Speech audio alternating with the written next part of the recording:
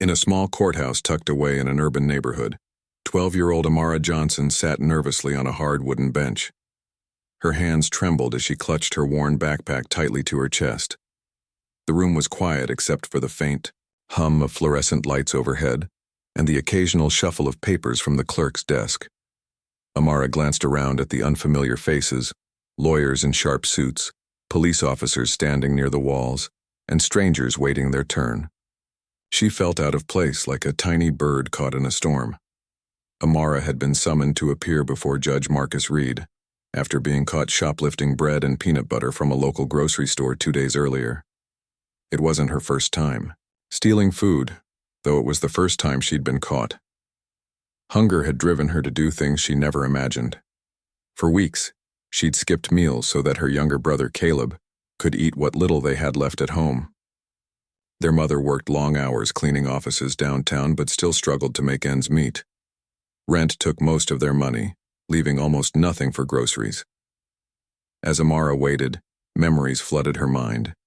She remembered the look on Caleb's face when he realized there was no breakfast waiting for him that morning. His big brown eyes filled with disappointment broke her heart. That evening, when Caleb fell asleep early, Amara decided to sneak out. She walked 3 blocks to the nearest store, her heart pounding with every step. She knew it was wrong, but desperation clouded her judgment. Grabbing a loaf of bread and a jar of peanut butter, she tried to leave unnoticed. But just as she reached the door, a security guard stopped her. Now sitting in the cold courtroom, Amara felt a mix of fear and shame wash over her. What would happen to her? Would she go to jail? Would her mom find out? Tears welled up in her eyes, but she blinked them back quickly. She didn't want anyone to see her cry. Not here, not now.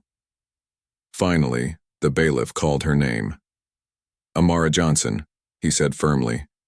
Amara stood slowly, her legs feeling like jelly beneath her. As she walked toward the front of the room, all eyes turned to her. Some looked curious, others indifferent. A few people whispered among themselves, though Amara couldn't hear what they were saying. She kept her gaze fixed on the floor, avoiding eye contact with anyone. Judge Marcus Reed sat behind the large wooden bench, his expression unreadable. He was known in the community as a strict but fair judge who believed in second chances. Today, however, his demeanor seemed more serious than usual. His piercing gray eyes scanned the young girl standing before him. Amara swallowed hard, trying to steady her breathing. "Miss Johnson," Judge Reed began, his voice calm but commanding, "you are here today because you were accused of theft. Do you understand why this is a serious matter?" Amara nodded silently, unable to speak. Her throat felt dry and her heart raced faster than ever. She wanted to explain herself, to tell him about Caleb, about her empty stomach, about how tired her mother always looked, but the words wouldn't come. The judge leaned forward slightly, studying her closely. Something about her demeanor struck him. She wasn't defiant or angry. Instead, she seemed broken. And then, in a moment that surprised everyone present, Judge Reed asked a simple question. "Are you hungry, Amara?" The courtroom fell completely silent. All heads turned to the young girl whose cheeks flushed bright red. For a moment she hesitated, unsure if she should answer honestly. Then, barely above a whisper, she replied, "Yes, Your Honor." What happened next would leave everyone in shock. The courtroom remained eerily silent after Amara's soft admission. Her voice, though barely audible, carried a weight that seemed to hang in the air like a heavy cloud. Judge Marcus Reed leaned back in his chair, his brow furrowed as if deep in thought.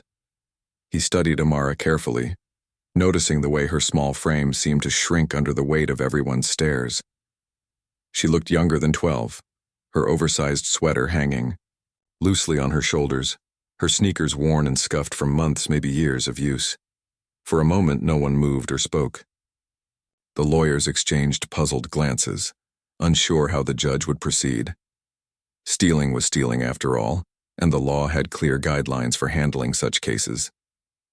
But there was something about this girl, something vulnerable and raw, that made it hard to see her as just another case file. Even the bailiff standing nearby shifted uncomfortably. his usual stoic expression replaced by an unspoken sympathy. Judge Reed cleared his throat, breaking the silence. "Amara," he said gently, his tone softer now. "Why did you take the bread and peanut butter?" Amara hesitated, her hands fidgeting with the straps of her backpack. She hadn't expected him to ask her directly, let alone sound so kind. For weeks she'd kept her struggles hidden, pretending everything was fine even when it wasn't. Now, standing in front of this man in a black robe, she felt exposed. Tears welled up in her eyes again, but this time, she didn't try to fight them. I was hungry," she whispered, her voice trembling. "And my little brother. He hasn't eaten much either. Mom works really hard, but we don't have enough food at home." Each word came out slowly, painfully, as though saying them aloud made her feel even more ashamed. I didn't know what else to do. Her confession hung in the air, raw and honest. Some people in the courtroom exchanged sympathetic looks, while others simply stared at the floor, unable to meet her gaze. Judge Reed sat still, absorbing her words. He had heard countless stories during his years on the bench, tales of hardship, desperation, and mistakes, but this one struck a chord. Perhaps it was because Amara reminded him of his own daughter, who was around the same age. Or perhaps it was the quiet courage in her voice, despite her obvious fear. After a long pause, Judge Reed turned to the bailiff. "Could you please bring me the peanut butter and bread that were confiscated?" he asked. The request caught everyone off guard, including Amara. The bailiff nodded hesitantly and disappeared through a side door, returning moments later with a paper bag containing the stolen items. Judge Reed took the bag and placed it on his desk. Then, without hesitation, he opened it, pulled out the loaf of bread, and began slicing it with a small knife he kept in his drawer for opening letters. The sight of the judge cutting bread in the middle of a courtroom left many people stunned. Lawyers whispered among themselves, wondering what he was doing. Was this allowed? Could he really step outside protocol like this? As he spread peanut butter onto 2 slices of bread, Judge Reed addressed Amara once more. "You're right about one thing. You shouldn't have stolen these things. That doesn't make it okay. But I also understand that sometimes life gets so hard that we feel like we don't have any other choice." He handed her one of the sandwiches. "Here, eat this now. No child should go hungry." Amara froze, her eyes wide with disbelief. Slowly, she reached out and took the sandwich, her fingers brushing against the judge's hand. For the first time since entering the courtroom, she felt a flicker of hope, a tiny spark of kindness in a world that often felt cold and unforgiving. But Judge Reed wasn't finished yet. As Amara took a hesitant bite of the sandwich, he turned to the crowd gathered in the courtroom. "Ladies and gentlemen," he said, his voice firm but compassionate, "we can punish this young girl for what she did, or we can try to understand why she did it. And if we truly care about justice, not just punishment, then we need to address the root of the problem." His words echoed through the room, leaving everyone speechless. What he said next would change not only Amara's life, but also the lives of those who witnessed it. As Amara chewed the sandwich slowly, savoring each bite as if it were her first meal in days, Judge Reed turned his attention to the audience. The courtroom was filled with people, some who had come for their own cases, others who worked in the legal system daily. But now all eyes were fixed on him. His words hung heavy in the air, and he knew this was a moment that could either inspire or divide. "Justice," Judge Reed continued, his voice steady but filled with emotion, "is not just about enforcing rules. It's about understanding why those rules are broken in the first place. Today we have a young girl standing before us who made a mistake. Not out of malice, but out of desperation. She is not a criminal. She is a child. And children should never feel like they have to steal to survive." He paused, letting his words sink in. Some people nodded in agreement, while others shifted uncomfortably in their seats. One woman near the back wiped away a tear, her expression softening as she glanced at Amara. Even the stern-faced prosecutor seemed less rigid, his pen hovering over his notepad as though unsure what to write next. Judge Reed leaned forward slightly, his piercing gray eyes scanning the room. This isn't just Amara's story. It's a reflection of something much bigger, a problem that exists beyond these walls. Hunger doesn't care about laws or courtrooms. It affects families, communities, and futures. If we ignore it, we fail not only Amara but every child like her. Amara listened intently, her heart pounding. She didn't fully understand everything the judge was saying, but she felt a warmth spreading inside her, a sense that maybe, just maybe, someone finally saw her pain. For so long, she had carried the weight of her family's struggles alone, afraid to ask for help because she thought no one would listen. But here, in this cold and intimidating courtroom, she found unexpected compassion. Then, Judge Reed did something that surprised everyone even more. He reached into his pocket and pulled out his phone. "I want to call the local food bank right now," he announced firmly. Turning to Amara, he added, "And I want them to deliver groceries to your home tonight. Enough to last until your mother can get back on her feet." Gasps rippled through the courtroom. People exchanged shocked glances, some whispering excitedly, while others sat frozen in disbelief. Never before had anyone seen a judge take such immediate action during a hearing. Lawyers scribbled notes furiously, aware that this might become a landmark moment in the community. The bailiff quickly handed Judge Reed a piece of paper with the food bank's number, clearly caught up in the momentum of the moment. As the judge dialed, he kept his gaze on Amara. "What's your address, sweetheart?" he asked gently. Amara hesitated, unsure whether to trust him completely. But there was something reassuring about the way he looked at her, not with pity, but with genuine concern. She whispered her address, and Judge Reed relayed it to the person on the other end of the line.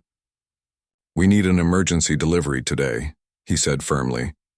"Yes, enough for a family of 3, thank you." When he hung up, the courtroom erupted into murmurs of approval. A few people clapped softly, though they quickly stopped when the bailiff shot them a warning glance. Still, the energy in the room had shifted.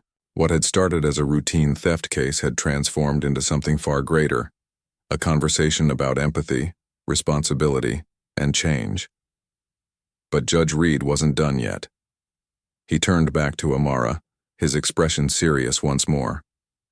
"Now, let's talk about what happens next," he said. "You broke the law, and that has consequences. But I believe in second chances, and I believe in you." Amara swallowed hard, clutching the half-eaten sandwich in her hands.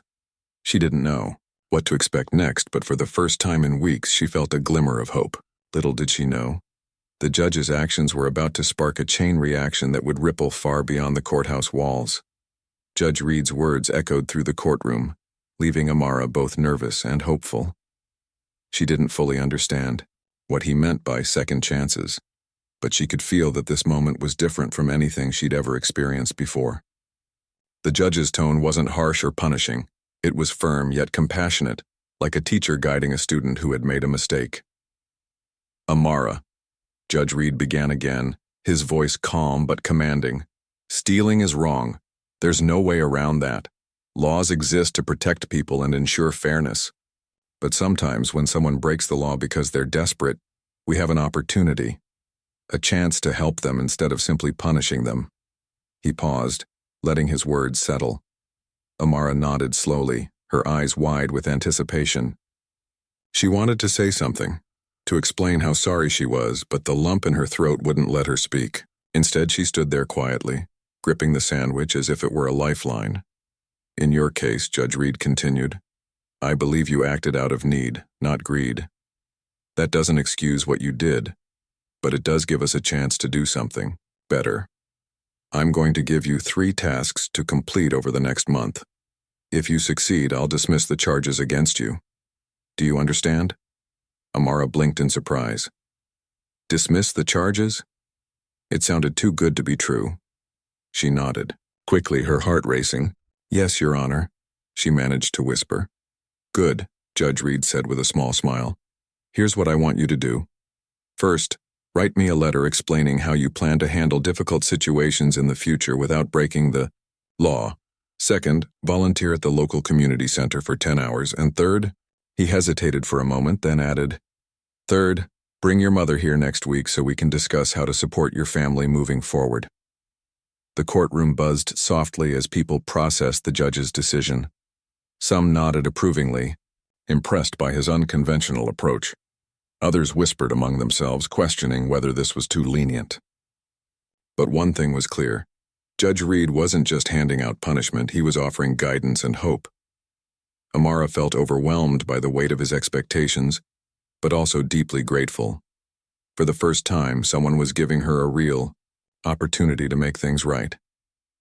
As she left the courtroom with a bailiff escorting her to wait outside, her mind raced with questions.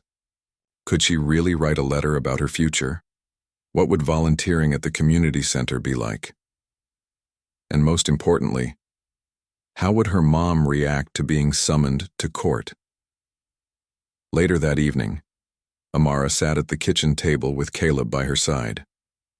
Their mother, Ms. Johnson, was still at work, so the two siblings shared a quiet dinner of canned soup, courtesy of the emergency groceries delivered earlier that day.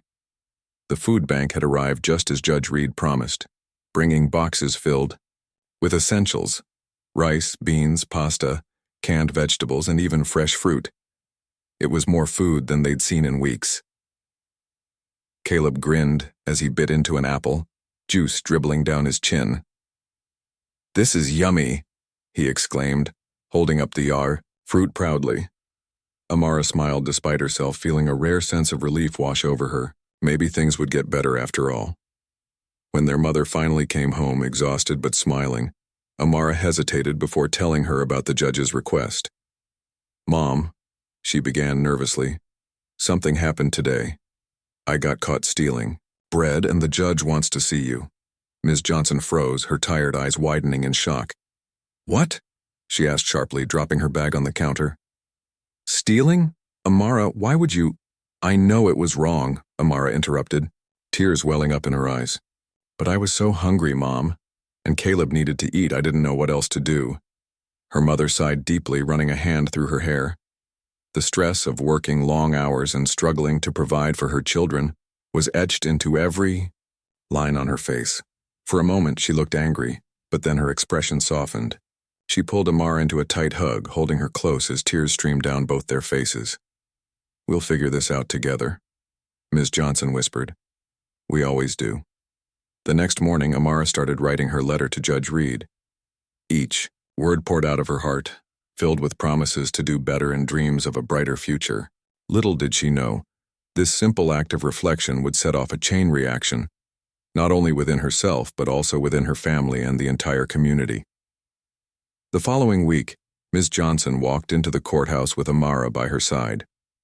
Her steps were heavy, weighed down by a mix of exhaustion and anxiety.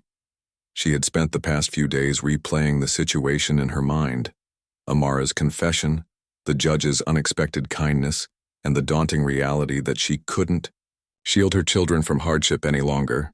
As they approached the courtroom doors, Ms. Johnson took a deep breath, trying to steady herself. Today wasn't just about facing Judge Reed. It was about finding a way forward for her family. Inside, the courtroom felt different this time. The air seemed lighter, less intimidating. When Judge Marcus Reed entered, he greeted them warmly, his expression softer than it had been during Amara's first appearance. "Ms. Johnson," he said, nodding respectfully, "thank you for coming. Please have a seat."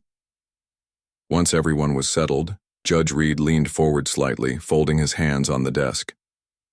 "I asked you here today not to assign blame or point fingers," he began, "but to find solutions. Your daughter made a mistake, yes, but it stemmed from circumstances no child should face. Hunger is a problem we can address together." Ms. Johnson nodded, tears welling up in her eyes. "Your Honor," she said, her voice trembling, "I never wanted my kids to go without. I work as hard as I can, but sometimes it's just not enough." She glanced at Amara, who sat quietly beside her, clutching her backpack tightly.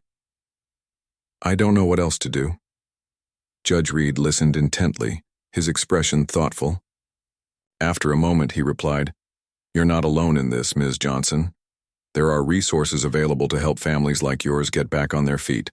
But more importantly, Communities thrive when people come together to support one another. He turned to the bailiff and asked him to bring in someone waiting outside. Moments later, a woman wearing a bright yellow sweater stepped into the courtroom. She introduced herself as Linda Harper, the director of a local nonprofit organization focused on helping struggling families. Judge Reed had arranged for her to meet with the Johnsons after hearing Amara's story. Ms. Harper has agreed to work closely with your family, Judge Reed explained. She'll connect you with food assistance programs, job training opportunities, and even tutoring services for Amara and Caleb if needed. Ms. Harper smiled warmly at the Johnsons, extending her hand. "We're here to help," she said simply.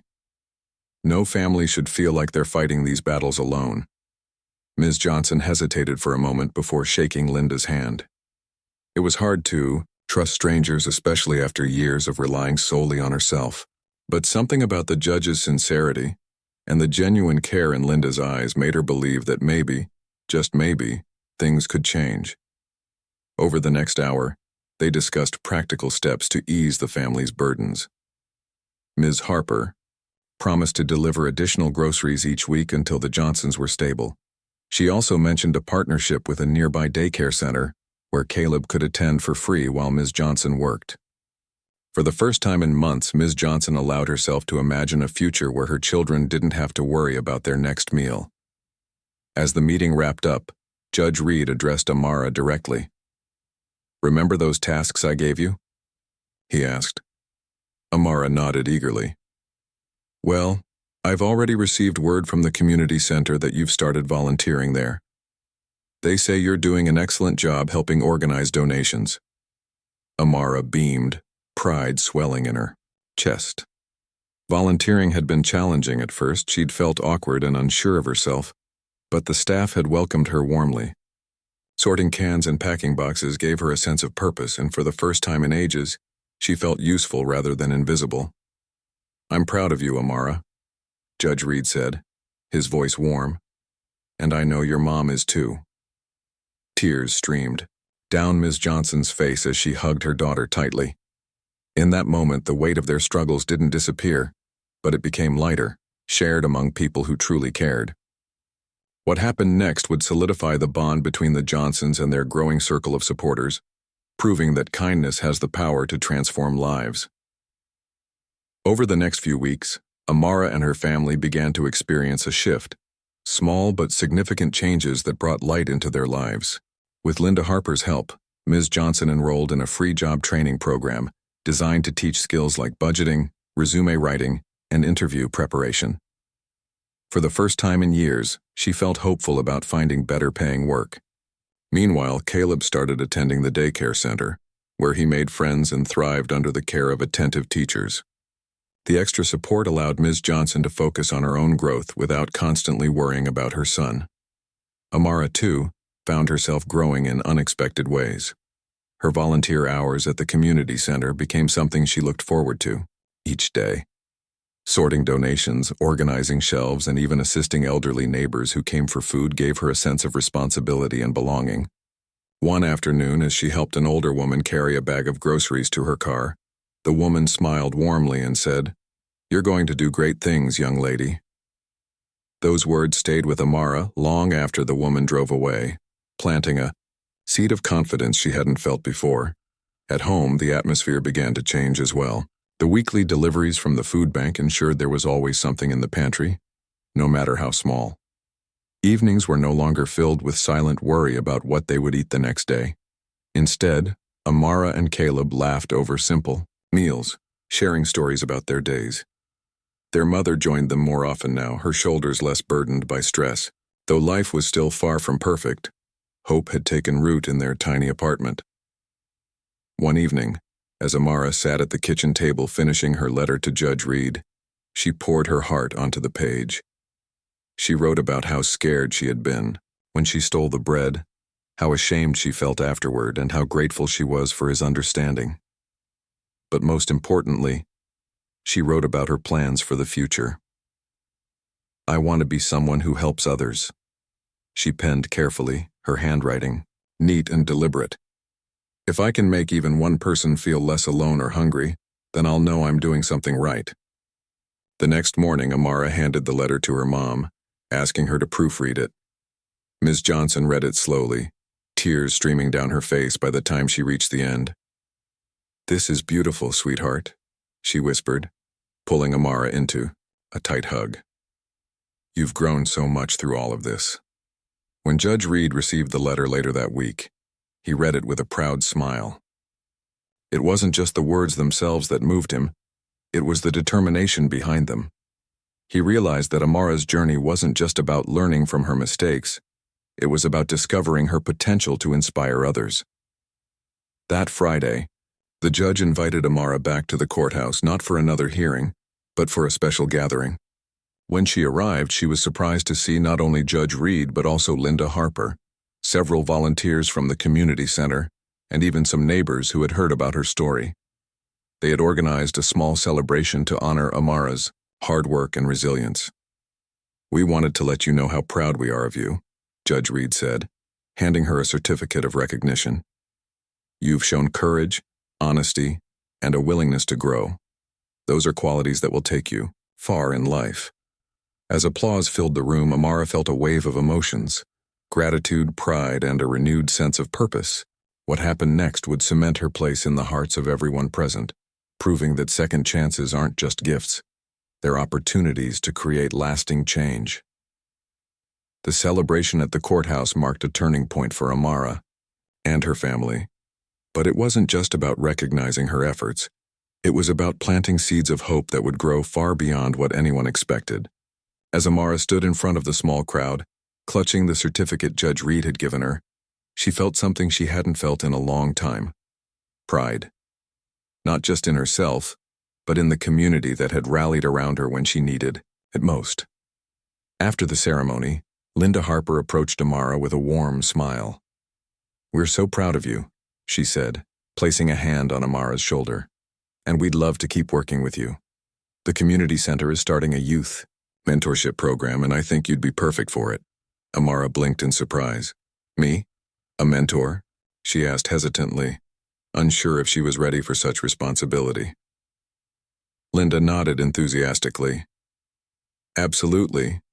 You've already shown incredible strength and leadership by stepping up and taking charge of your life. Imagine how much you could inspire other kids who might be going through similar struggles." For a moment, Amara didn't know what to say. The idea of helping others, of being someone they could look up to, felt both exciting and daunting. But then she thought about all the people who had helped her: Judge Reed, Linda, the volunteers at the community center, even the strangers who donated food to the pantry. They had believed in her when she couldn't believe in herself.